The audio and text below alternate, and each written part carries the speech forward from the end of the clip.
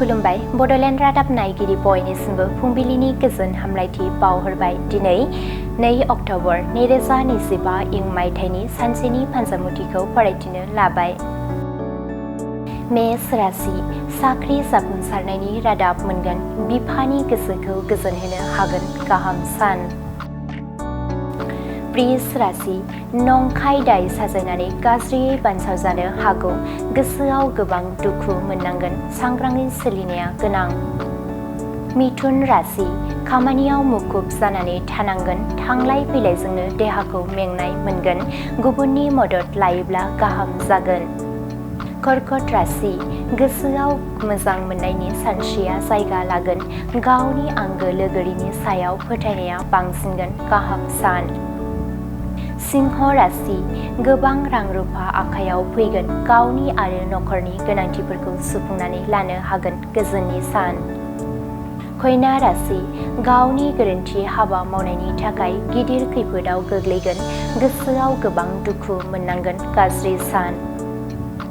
तुला राशि देहा सावस्रिया गोग्लैसोगोन बायदि सानाय सुनाय बेराम आजार जानो हागौ जानाय लोंनायाव सांग्राङै सोलिनाया गोनां। वृश्चिक राशि समाजनि हाबा मावनो थाखाय गिदिर बिबान मोनगोन बयनिबो अनसायनाय आरो थुलुंगा मोनगोन गोसोआव गोजोननाय मोनगोन। धनु राशि गावनि आंगो लोगोफोरानो सुथुर जागोन गिदिर खैफोदाव गोग्लैनो हागौ बायजोआव ओंखारोब्ला सांग्राङै सोलिनाया गोनां। मकर राशि गोसोआव गियाननि सानस्रिया जायगा लागोन बयजोंबो अनज्लायना गोरोबलायनानै थानो हागोन गाहाम सान।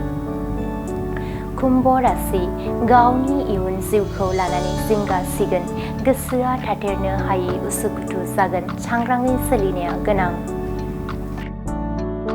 मीन राशि खामानि मावनो थाखाय गोबां खाबु मोनगोन गोसो होनानै मावोब्ला जाफुंसारनो हागोन गाहाम सान।